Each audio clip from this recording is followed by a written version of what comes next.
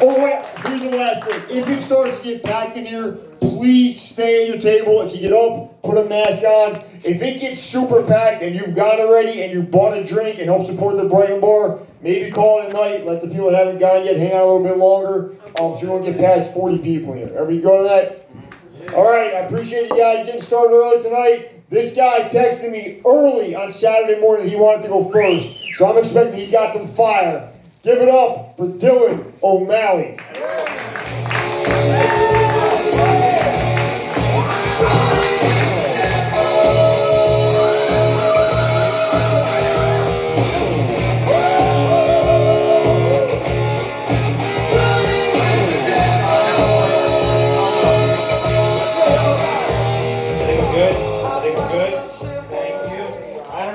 Fired. It's got to be up at 4 in the morning for my job.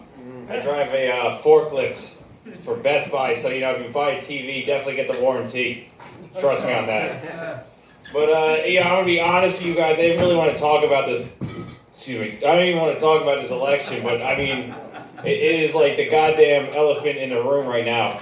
And like doing an open mic, I was thinking about this on the way here. Doing this open mic feels like I'm playing the violin on the Titanic. You know what I mean? Yeah, my dad had a point though. He couldn't figure shit out about this election. You just can't like go up to the polls and vote. And he's like pulling out papers and shit. He's like, man, this is like freaking Nicaragua. And I'm like, holy shit, it is like Nicaragua. I used to laugh at these people. I used to laugh at them on TV because they'd be like putting votes in burlap sacks and shit. And I'm like, look at you. Now you look at it and you're like, oh, fuck, that's us. Damn. But, yeah, I know, I am. What are you going to do? We still got to go to work tomorrow. I wish you'd call off work. But, yeah, and then you got this, coronavirus thing to boot. And, I thought the apocalypse would be fun. I thought it'd be like, I could wear nipple rings and wear a human skull like Mad Max with, like, samurai swords and shit, like, chopping off zombies' heads and everything. But it's just really, really fucking annoying. That's it. The end of the world is just massively inconvenient. I haven't worn a condom since 2014. Now I gotta put on a stupid mask when I go to Walmart. Nasty. Not me, the masks. I don't care about bombing. I've bombed before this. I went to karaoke nights off Xanax, and that it was so bad I can't listen to certain songs on the radio because I did them that night. That's how bad I bombed. I went to audition for something. It doesn't matter. I had to go to New York for some bullshit. And I'm like, you know what? I need to cop some Xanax to relax and shit. So I went to Brighton Market in Newark. That's where you get the good shit. I walk up to this guy, and I'm like, yo, where's Xans at? He's like, oh, I got him right here. And then he holds them out in his hand. And I'm like, what the fuck is this? They're circular. It's supposed to be bars. He's like, oh, man, I always go through this. He whips out his phone. Apparently, they were from Switzerland. What's up, Carl? How you doing, bro? What's up, bro? These Xanaxes were from Switzerland. They were 3 milligrams. A Xanny bar is 2. And I popped like 4 of those bad boys. I blacked out by the time I got to the Holland Tunnel. All I know is I ended up in the East Village. I butchered Paranoid by Black Sabbath. This is how you know you fucked up when you, on karaoke, is when you get off stage after a song, people ask you, yo man, you got any more Xanax left? Yeah, that bad. Yeah, how much time have I got left? Close to 2 minutes. I think we can get a nice 2 minutes in.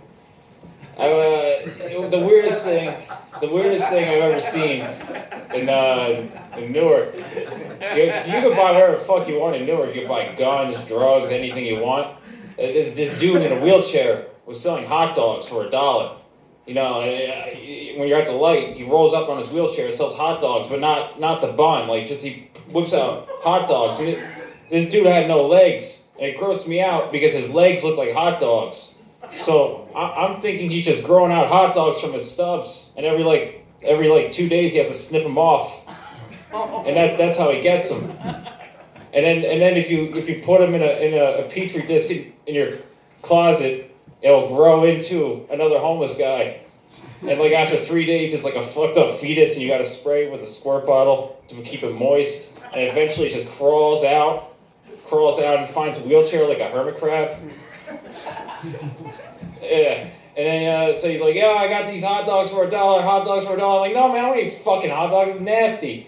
He's like, come on, man, I'm hungry. He's like, I'm hungry. I said, well, eat a hot dog. You got plenty. He's like, fuck you. And I'm like, well, I don't know what to tell you. So I started rolling up my window. And he sticks a hot dog in last minute. And I roll out the window. It's snipped in half. I look down at the hot dog on the passenger side. He looks at it. He looks at me. He bangs on the window and goes, motherfucker, you owe me 50 cents. Hey, that's it. Thank you, Angelo. I appreciate it. Give it up for Dylan O'Malley. That guy with the hot dog legs is like the hood version of Mayor McCheese at McDonald's. Because he's like the character and the food you're eating at the same time. Just a couple of reminders. Please support the Brighton Bar, bar and a shot for $5, and please tip generously. We're going to keep it moving. The second comic of the night. Give it up for Tom Silver.